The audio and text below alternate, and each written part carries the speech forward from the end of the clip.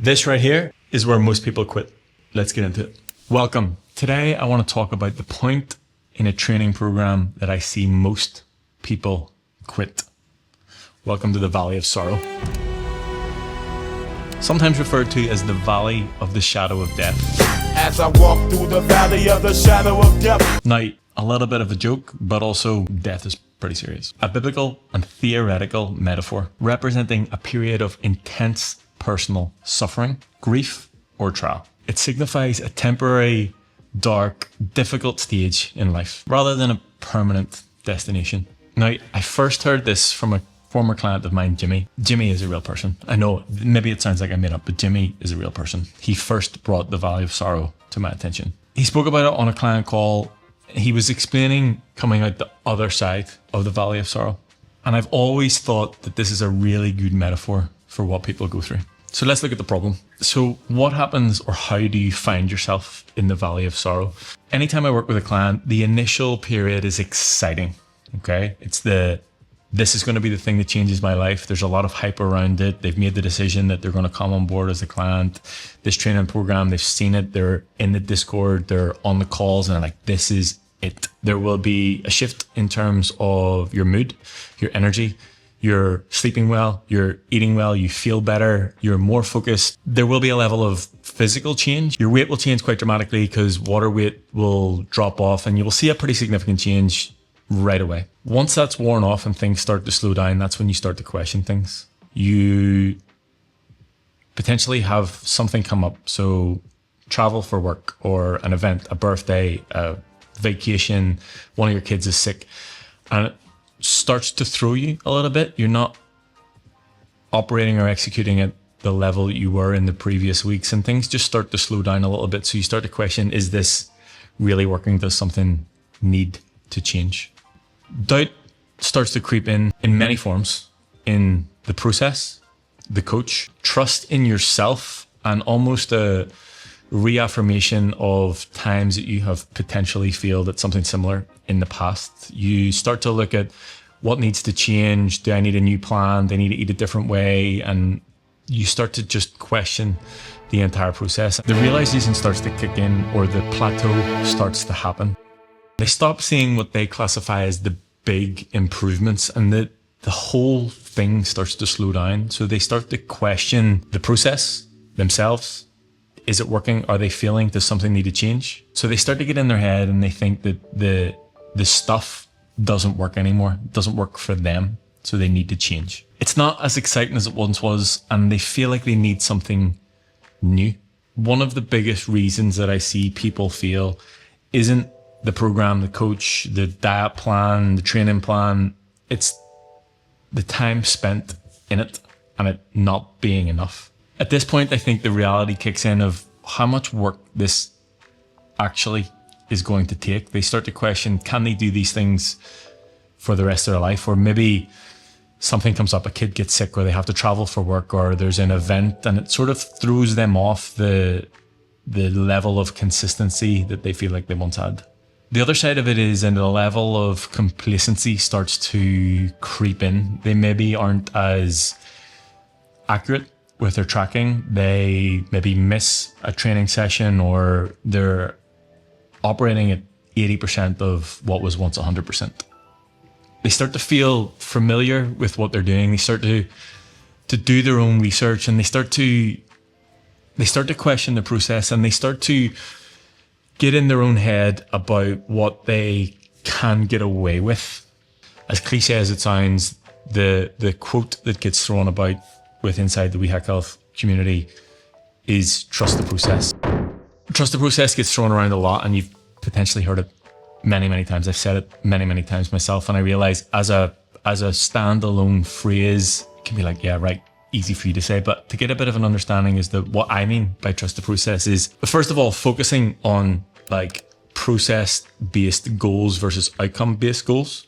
So understanding that there are specific targets that you need to hit, whether it is down to your nutrition, your hydration, your recovery, your training, your output overall. If you focus on the process being the goal and ticking the boxes and getting the stuff done, with an understanding that the outcome will come as a byproduct, versus focusing on the outcome as the goal, and when it's not necessarily happening or happening as quickly as you expect it should, that's where the level of frustration starts to come in. One of the biggest factors, in my opinion, that I see people feel at things like this time and time again is not the coach, not the program, not the diet plan, not the training program, genuinely just the amount of time spent doing the actual thing. I think there's a level of impatience with people.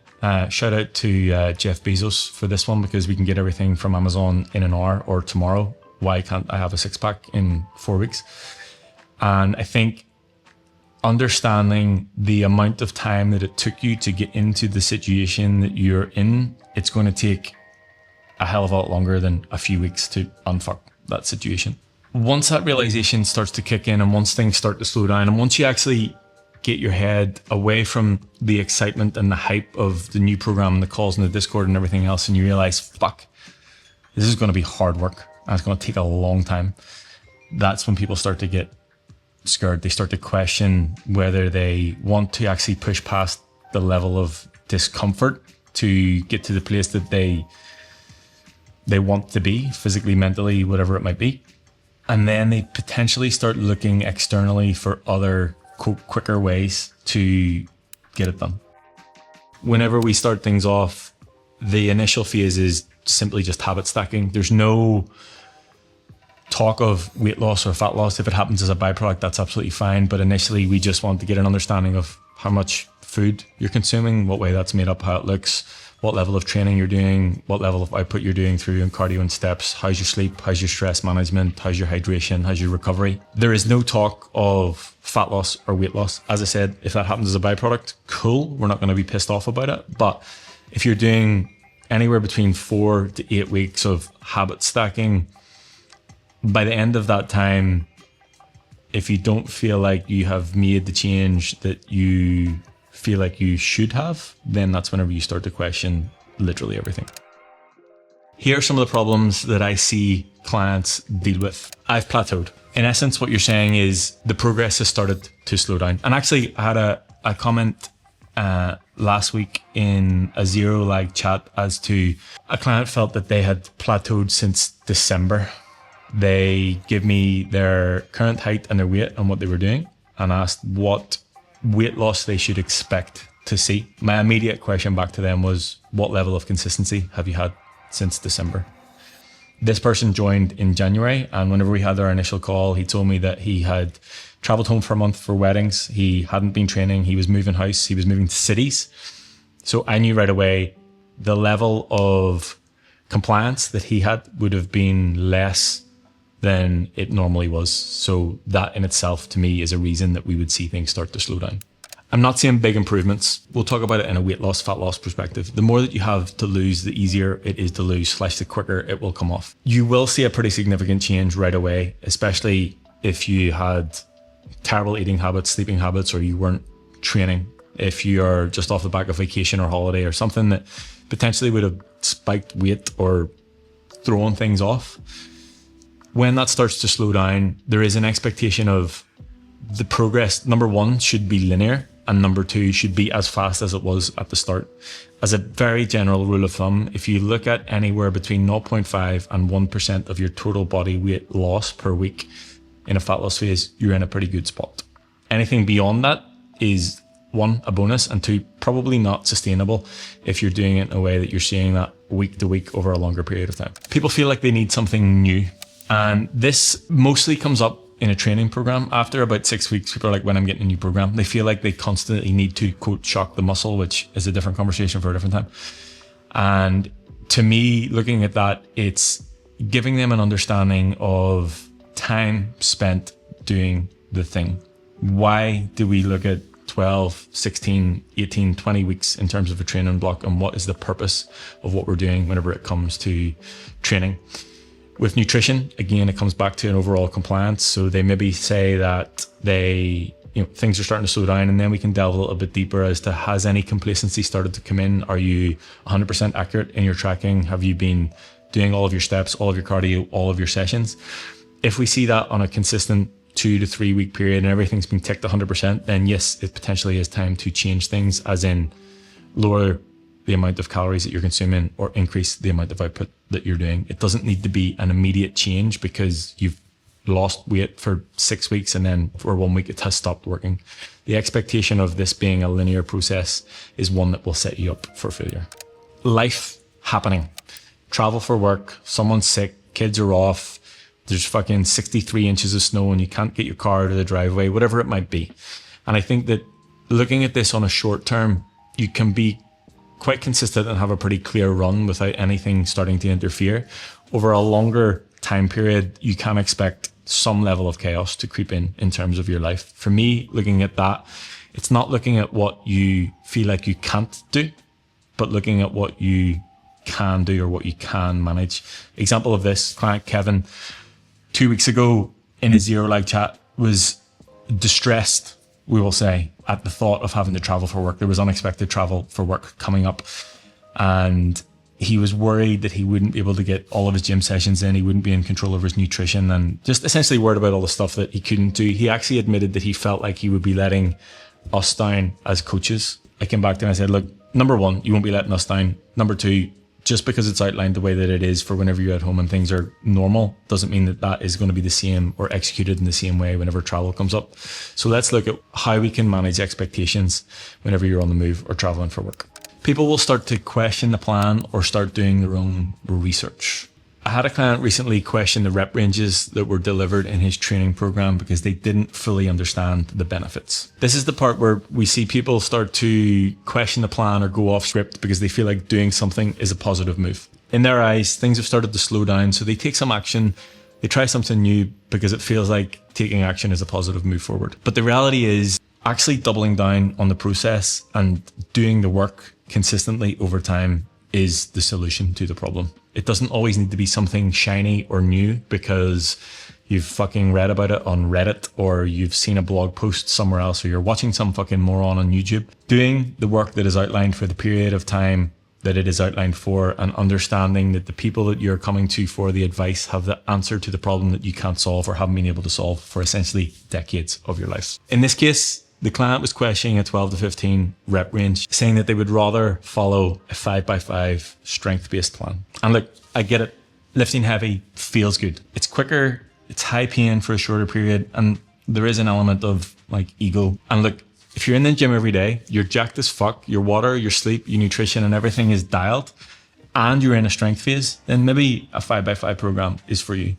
But if you're somebody who is trying to lose weight, make progress in terms of the scale, and needs a higher level of output through more reps and more time spent under load, then maybe a higher rep range is for you. Things like this have their place. Understanding the phase that you're in and the goal that you're trying to achieve, there are specific protocols for each. I like lifting heavy. I like 5 reps. I don't really like 15 myself. Whenever I first started training, I had to earn the right to lift the heavier weights for a lower amount of reps. It's easier to earn the bads than it is to fucking change the oil on the tank. Something else that I see happen time and time again is they, quote, fuck it up. They are consistent for 4 weeks, 4 months, 8 months, and then something happens that they feel like they're going back to their old self. And I will use @HackingDave as an example, and I will actually read the exact message that this came up.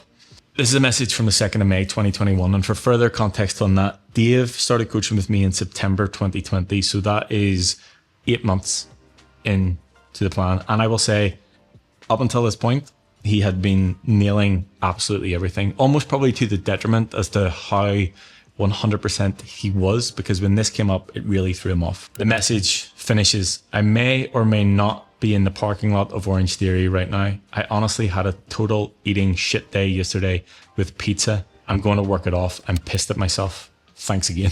First of all, pizza's not the problem.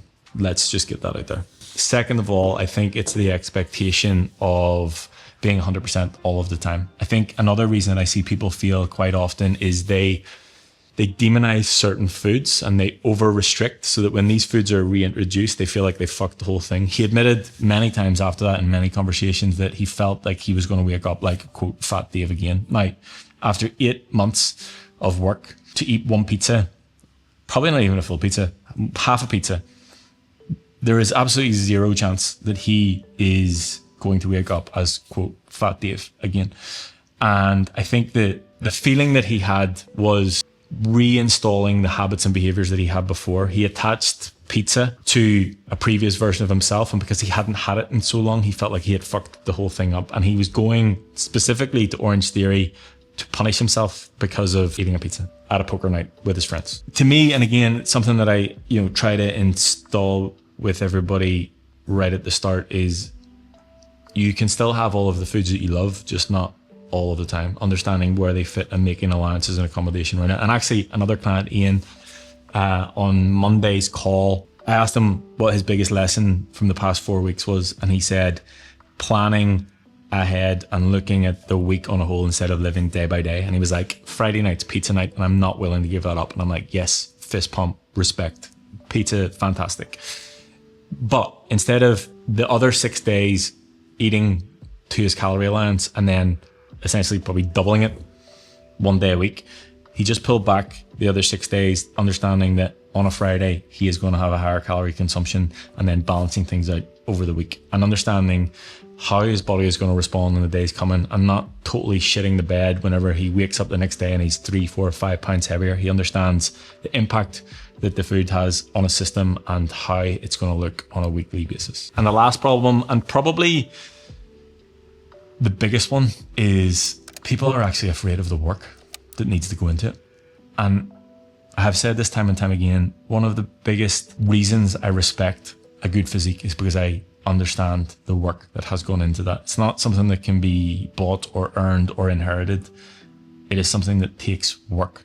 And when people get to the point where they realize how much work is going to have to go into it, they start to question whether they're capable of doing it. They find, I guess, it easier to go back to the mild discomfort of not being happy with how they look and feel versus pushing through the discomfort of actually making a lasting change and building a physique that they can be proud of that's taken a lot of work. I'm not shy about telling people initially that it's going to be hard work. They're probably not going to like me at times, and they're probably going to question the entire process. But whenever it actually comes to it, I don't necessarily know that they really took into consideration what it actually takes. I think the reality of this whole situation is once you change how you perceive all of the work and what it actually takes, and you go from, fuck, I have to do all of this work, or fuck, I have to eat healthy, to I get to choose to eat well and feel better and be hydrated and train, and we think of it as a lifestyle choice and not a get from A to B, then it becomes part of your day-to-day life.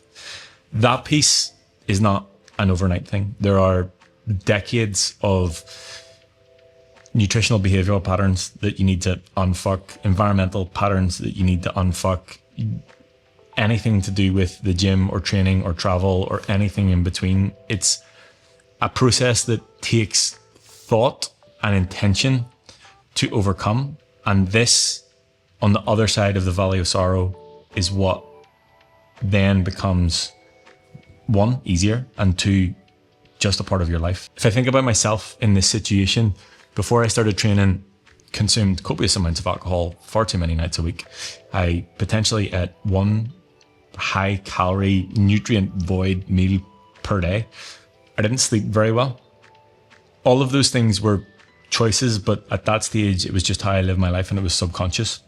The biggest difficulty for me within that is changing those habits and behaviors. The change part is hard, but the benefit is worth it. How do we get out of the valley of sorrow if getting picked up by a helicopter is not an option? The long-term goal remains the long-term goal. And my advice on this is have a tangible goal, like an outcome-based goal, but focus and prioritize the process being the goal. So daily management of calories, daily management of output, consistently doing it daily, weekly, monthly, and be more concerned about showing up and executing at 80% or more in terms of the tasks that you outline yourself and quote, trust the process that if you do those things over time, you will get the outcome-based goal on the other side of it. Lay the foundations. This is why the initial period that I do with anybody that I work with is habit stacking, whether that's 4 weeks, 6 weeks, 12 weeks, however long it takes. It's the foundations of getting an understanding of your nutrition, how to eat, what that looks like, how much you're eating, hydration. Why is it so difficult to drink water? Doesn't sound like a big ask to me. Your output in terms of how many steps you can commit to doing. It doesn't need to be the magic internet number of 10,000. If you're doing 3,000, going to 5,000, it's going to be a big jump. Your training, are you progressing in terms of your list? Are you getting stronger, more reps, more weight on the bar?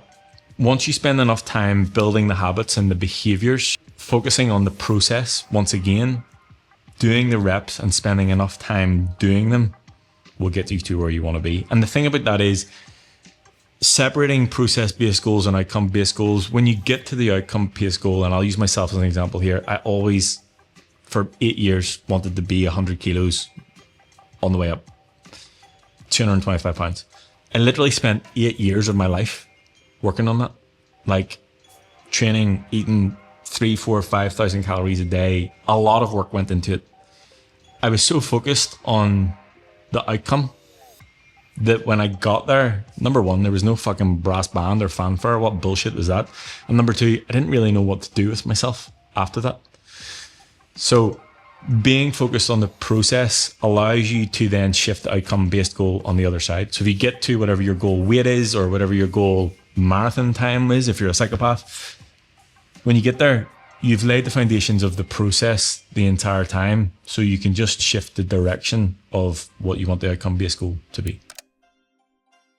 Understanding and changing your behavior. If we talk about habits and behavior side by side, your habits drive your behavior. And there's a lot to unpack in the quote negative or bad habits that you have, and then the behavior that you have around them.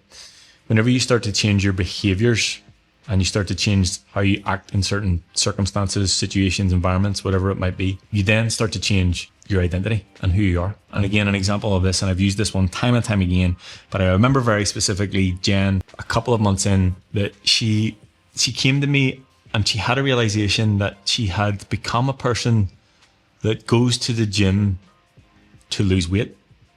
So she went to the place, the behavior was going to the place for the outcome of losing weight, to just actually becoming a person who goes to the gym because they're a person who goes to the gym, becoming their identity. And what that does is it separates the environment or the behavior from the outcome. So if we use weight loss as an example, if she was going to the gym consistently and then she stopped losing weight, she would stop going to the gym, and she admitted that she did do this in the past because it wasn't working anymore, versus she goes to the gym because she knows it's good for her and she's a person who goes to the gym. She's focused on that behavior and that process. So regardless of what direction the scale is or the progress that's being made or not made, if she focuses on the behavior of going to the gym and the identity of being someone who goes to the gym, it makes the entire process a lot smoother. So changing your behavior to create the identity of the person that you want to become. And I use this a lot with anybody that I talk to or work with, is, thinking about the person that you want to become. How do they live? How do they make decisions? What do they do? How do they act? How do they eat? Everything in between. If you think about the behaviors to drive the identity of the person that you want to become, then you have a process of how you make decisions. For me, 2 simple questions. If I'm faced with a decision, if Dill says to me right now, do you want to go out for margaritas? Fuck yes, I want to go out for margaritas. But is this in line with my goals or the person that I want to become? Probably not. Second question, is it worth it in this instance? Sometimes the answer to that is yes, and that's okay. Understanding that these things are going to happen and we still need to live a life. And being okay with those decisions. It's just not making them and not going out for margaritas every single day. We will all hit the valley of sorrow at some point in our life, in probably many different aspects. But I'll leave you with this. 2 of the cyber athletes that joined Level Zero have admitted this week that they felt, quote, done with the process. It was hard. They were done with tracking. They just wanted to go out and enjoy themselves. They were just fucked off with the whole thing. One of them was traveling. And my question back to them is, well, okay, what's the other choice? And the other choice is just going back to being unhappy with how you look and how you feel, with your energy throughout the day, with your mood, with literally every aspect of it. So yes, it is uncomfortable. It is hard work, and it does require intent and effort. If you make the hard choices now, life will be easier in the future. Whereas if you make the easy choices now, life will be more difficult. If you want to be a part of the conversation, continue this, and just come and hang out with us virtually, check us out on Discord, discord.gg/WeHackHealth.